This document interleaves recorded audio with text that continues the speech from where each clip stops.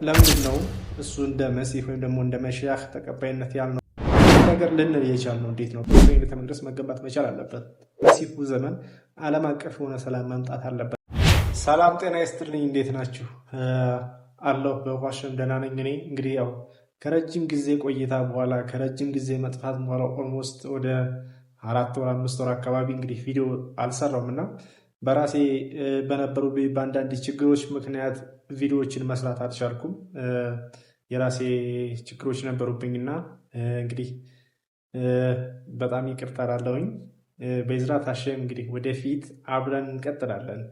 ብዙ ሀሳቦችን እያነሳን እንወያያለን፣ እንነጋገራለን። ወደፊት አምላክ በረዳኝ መልኩ ከእናንተ ጋር እንግዲህ ጁዳይዝም ምን ይላል፣ ጁዳይዝም እንዴት ነው የሚያስተምረው የሚለውን ነገር ከእናንተ ጋር ለመነጋገር ለማውራት የቻልኩትን ያክል ጥረት አደርጋለሁ እና ዛሬ የመጣሁበትን ሀሳብ ወይም ደግሞ ዛሬ ላካፍላችሁ የምፈልገው ነገር ምንድን ነው?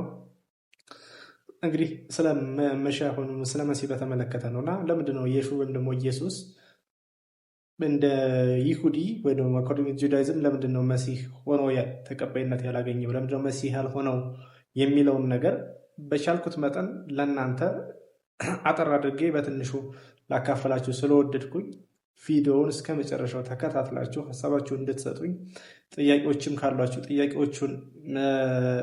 ጥያቄያችሁን እንድትጠይቁኝ ይጋብዛለሁ እና እንግዲህ ያው ወደ ዛሬው ሀሳቤ በቀጥታ ለመግባት እወዳለሁ እና ለምንድን ነው እሱ እንደ መሲህ ወይም ደግሞ እንደ መሽያህ ተቀባይነት ያልኖረው የሚለውን ነገር እንግዲህ አጠር እያደረኩ ለእናንተ ለማስረዳት እና ዋና ዋና የምላቸውን ሀሳቦች ወይም ደግሞ ነጥቦች ለእናንተ ለማስገንዘብ እፈልጋለሁ እና በቀጥታ ወደዛ ልግባላችሁ።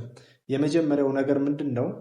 መሲሁ ወይ መሽያህ በሚመጣበት ሰዓት በመሲሁ ዘመን ዓለም አቀፍ የሆነ ሰላም መምጣት አለበት። በዓለም ላይ ሁሉ እንግዲህ የምንመለከታቸው ሁሉ ጦርነቶች፣ እነዚህ ሁሉ ጦርነቶች መጥፋት አለባቸው ወይም ደግሞ እነዚህ ጦርነቶች መወገድ አለባቸው።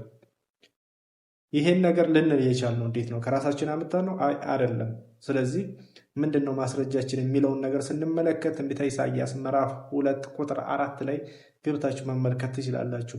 በመሲሁ ዘመን ወይም ደግሞ በመሲያኒክ ኤራ ጊዜ ወይም በዛ ዘመን በዓለም ላይ ጦርነት የሚባል ነገር እንደማይኖር ኢሳይያስ እንግዲህ አስቀድሞ ነግሮናል። ስለዚህ በኢየሱስ ወይ ነው በኢየሱስ ዘመን ደግሞ እሱ በነበረበት ዘመን ማለትም ከዛሬ 2500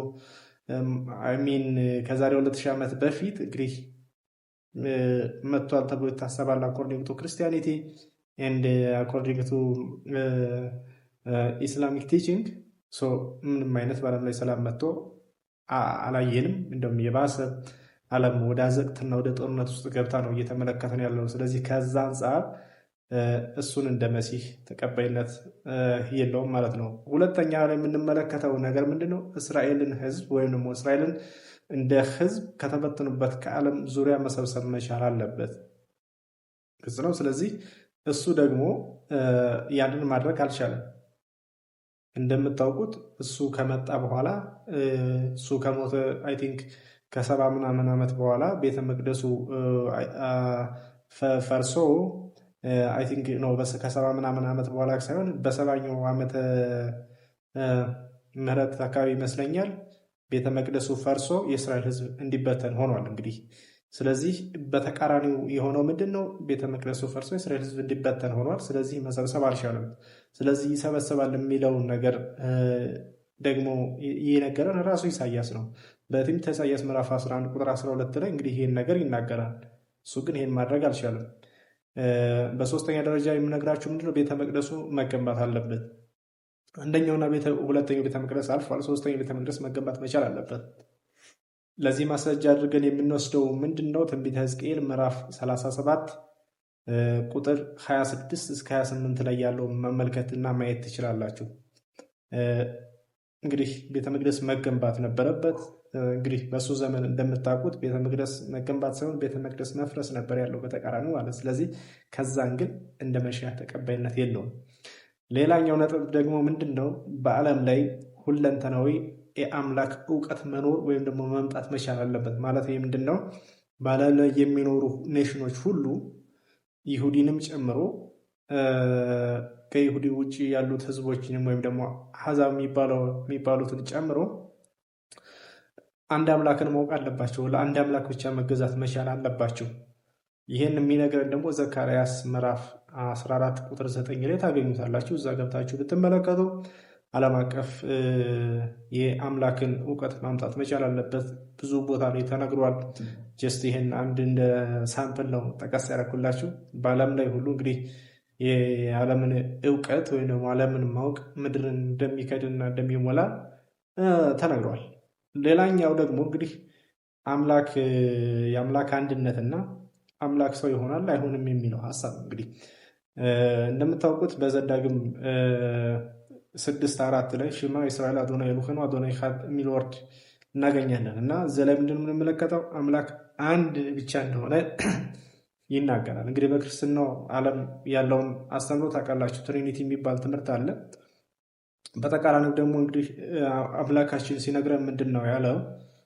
እኔ አንድ ነኝ ብሎ ይሄ ብቻ አይደለም ብዙ ቦታ ላይ ሲናገር እንመለከታለን። ከዛ አንጻር በክርስትና ውስጥ ያለው አስተምሮ እንግዲህ ኢየሱስን እንደ መሲህ ተቀባይነት እንዲኖረው ወይም ደግሞ ተቀባይነቱን እንዲያጣ ያደርጓል ማለት ነው።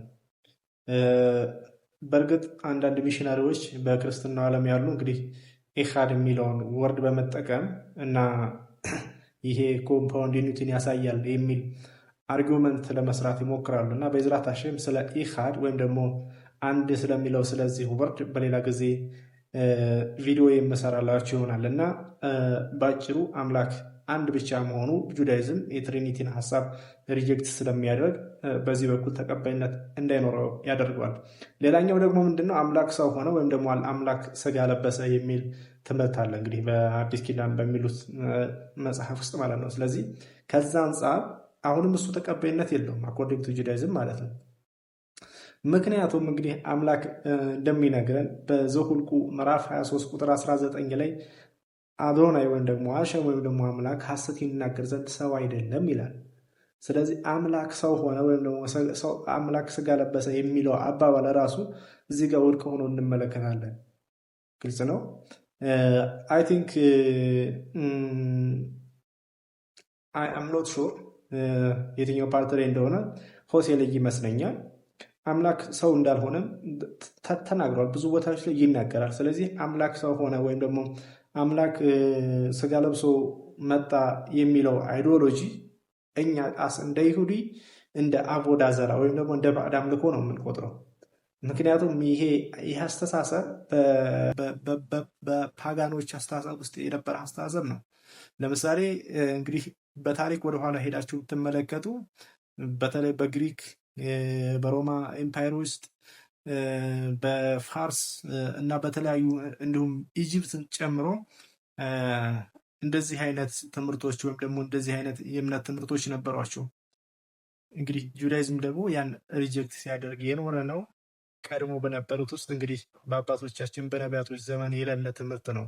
ጀስት በኋላ ኢቭን ራሱ በክርስትና ውስጥ ቆይቶ ደቨሎፕ እየሆነ እየነበረ ያመጡት ትምህርት ነው እና ከዛ አንጻር እንግዲህ እንደ መሸያፍ ወይም ደግሞ እንደ መሲህ እሱን እንዳንቀበል ከሚያደርጉ ወይም ደግሞ ክርስትናን ሪጀክት እንድናደርግ ከሚያደርጉ ነጥቦች ውስጥ እንደ አንዱ አድርገን መውሰድ እንችላለን። ሌላኛው ነገር ምንድን ነው እንግዲህ የዘር ሐረግ በተመለከተ ነው። እንግዲህ በግልጽ ኢሳያስ አሁንም ይነግረናል ስለ መሲሁ። ኢሳያስ ምዕራፍ 11 ቁጥር 1 ላይ እንግዲህ መሲሁ ከየት እንደሚመጣ ወይም ደግሞ ከማን ወገን እንደሚሆን በግልጽ ይናገራል። ስለዚህ እዚህ ላይ የሚያከራክረው ነገር ምንድን ነው? ክርስቲያኖችም መሲሁ ከሌሎት ወገን መምጣት እንዳለበት ይቀበላሉ ወይም ደግሞ ያምናሉ። ነገር ግን ዋናው የሚያከራክረን ነገር ምንድን ነው? በክርስትናው ዓለም ወይም በክርስትናው አስተምሮ ውስጥ መሲሁ ከድንግል ተወለደ የሚለው አስተምሮ ነው። ስለዚህ ከድንግል ከተወለደ ካላችሁ እንዴት አድርጎ ነው ዘር ሊሆን የሚችለው? ምክንያቱም እዚህ ጋር እያወራ ያለው ስለ ባዮሎጂካል ነው፣ ስለ ዘር ነው እያወራ ያለው፣ ስለ ሲድ ነው። ስለዚህ ሲድ ከሆነ የግዴታ አባት ሊኖረው ይገባል። ማቴዎስ የሚባለው የአዲስ ኪዳን ጸሐፊ በማቴዎስ በመጀመሪያው ምዕራፍ ላይ እንግዲህ የአብርሃም ልጅ የዳዊት ልጅ ብሎ ከዳዊት ወገን ለማድረግ የራሱን ጥረት ሲያደርግ ትመለከታላችሁ እዛ ላይ እና ዞሮ ዞሮ ሄዶ የሚያርፈው ዮሴፍ ላይ ነው።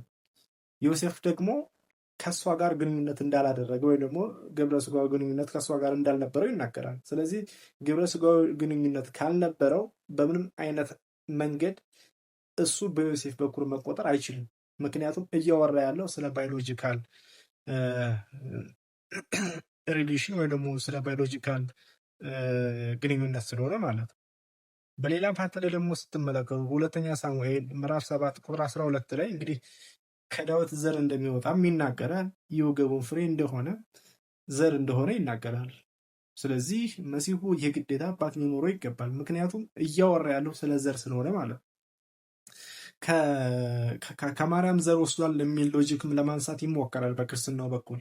ያም ራሱ ውድቅ ነው የሚሆነው። ለምንድን ነው እንግዲህ ዘር ለመባል እንግዲህ እስከምናውቀው ድረስ ዘር የሚባለው ነገር ምንድን ነው? ከሴትና ከወንድ በአብዛኛው ጊዜ ከዘር ተብሎ የሚጠራው ራሱ የወንዱ ነው። በእርግጥ የሴቷም የዘር እንትን አላት። ከሁለቱ በባዮሎጂካል መንገድ ሲገናኝ የሚፈጠር ነው እንግዲህ ዘር ወይም ደግሞ ጽንስ ሊባል የሚችለው ማለት ነው። ስለዚህ በክርስትናው ዓለም ደግሞ እንግዲህ በመንፈስ ቅዱስ አማካኝነት ነው የሚባለው። መንፈስ ቅዱስ እንደ ወንድ ዘር ሆኖ ገብቶ ከሆነ እንግዲህ አናውቅም፣ እንደዛ ከሆነ ጨዋታው ማለት ግን እስከማውቀው ድረስ እኔ እስከሚገባኝ ድረስ ነገሩ እንደዛ አይደለም። ስለዚህ እሷን እንደ ኢንኩቤተር የተጠቀማት አድርጌ ነው የማስበው እኔ።